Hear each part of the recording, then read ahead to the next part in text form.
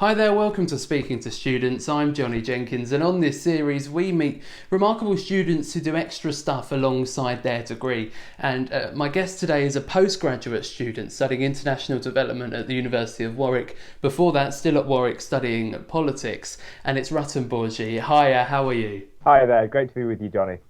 Oh, well, thanks for coming on. And the theme really today is activism. That's what it's all about, the things that you do on campus that help other people. But before we get on to that, your postgrads in international development, before that you were studying politics. Is politics and international relations something you've always been interested in?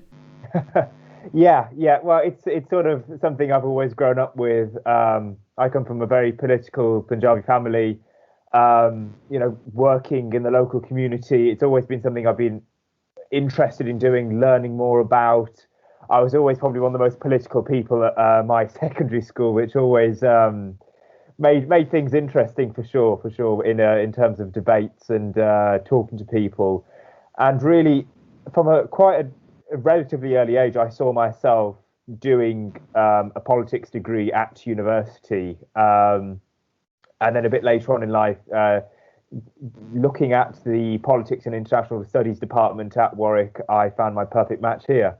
So it's definitely in your blood then. You've been involved in so many campaigns. We'll get onto some of the ones you've done on campus a little bit later on. But what was the first campaign you had some involvement in? Oh, that's a good question, actually. I've done a fair bit of charity work for local charities. So I come from Wolverhampton in the West Midlands. So I've done charity work for, say, local women's shelters, so the Haven Shelter in Wolverhampton, as well as national charities such as the British Heart Foundation, Comic Relief, things like that. But in terms of something that I really put my full weight behind from an early age was 15, at the very start of the European refugee crisis. We'd all seen the horrific things on television and online about scenes of people drowning in the Mediterranean Ocean, about people trekking across the Balkans and Europe. And that really motivated me to actually do something. So at my school, I think it was my school at that time, not sixth form, but I arranged for clothes collections, toy collections, things like that, which would be then sent to refugee camps and displacement camps. And that really was what got me interested in the whole refugee and asylum matter at that point. And that really leads us on to something you've been so involved in at Warwick, a society called STAR, which is all about student action for refugees. Just tell us a little bit about what STAR does. Sure.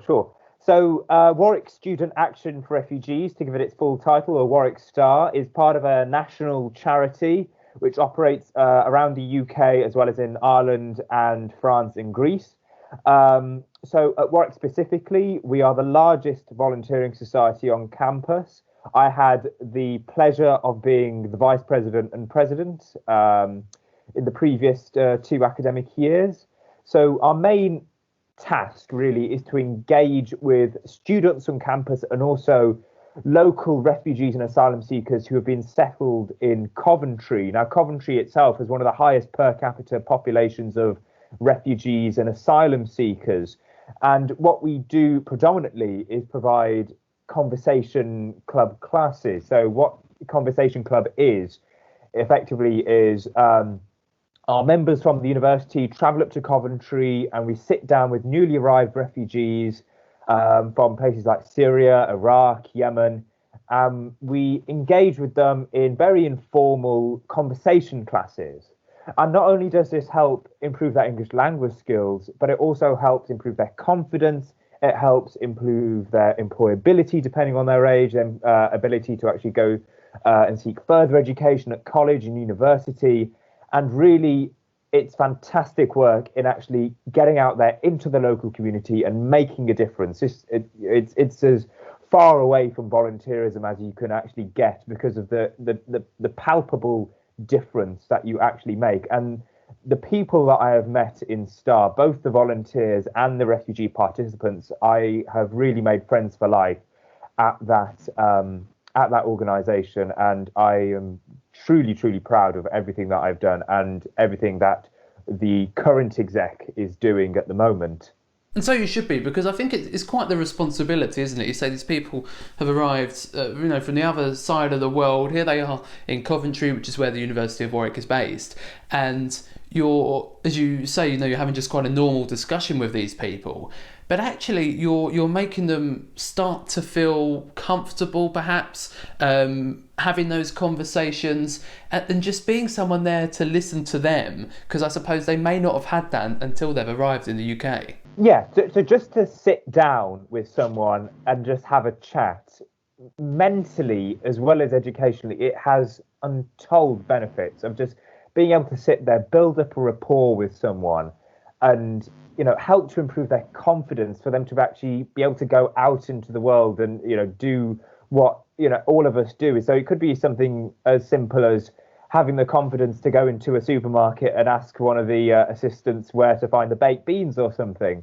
To have those sort of skills, it really helps you in life, and to actually be settled down as well, and to know people who are in the community, both for students who are living in a campus university, which can sometimes be quite isolating, and for these newly settled refugees and asylum seekers. It is a really big help for them to actually engage with the local community and feel part of the local community as well. Exactly. I think it's one of the most important things that societies at Warwick do. And the other thing you're involved in on campus is this project, this initiative really called Colonial Hangover, and it's all about this aim of decolonising the curriculum, making it more representative of history and of contemporary times now. Just tell us a little bit about what you do there.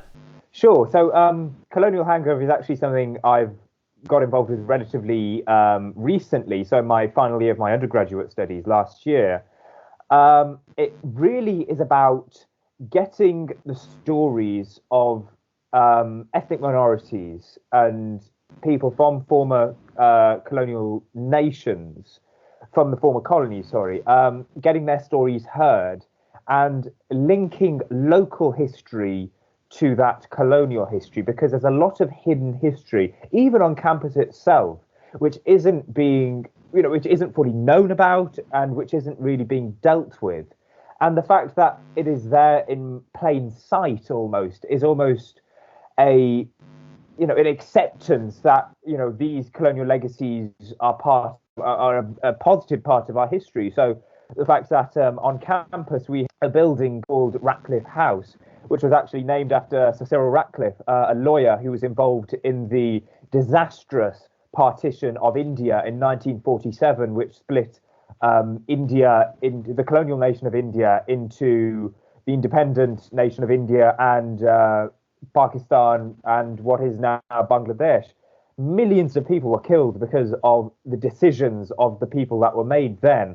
And yet we see that because of Sir Cyril Ratcliffe's contributions to this university, that this colonial legacy is conveniently for him swept under the carpet. And I think for a lot of students, and especially for myself, coming from the West Midlands, which is home to such a large South Asian population and such a well contributing section of the South Asian population, it really is rather galling to go to a university in such a diverse area with a building which is named after someone with such a egregious colonial legacy. It's about educating as well, so making sure that people know, because even when I came to this university, I didn't know, and I would, even at that point, I would considered myself to be someone who knew about sort of colonial histories, but it's all about educating people. It's not about ramming it down people's throats, but it's about educating people about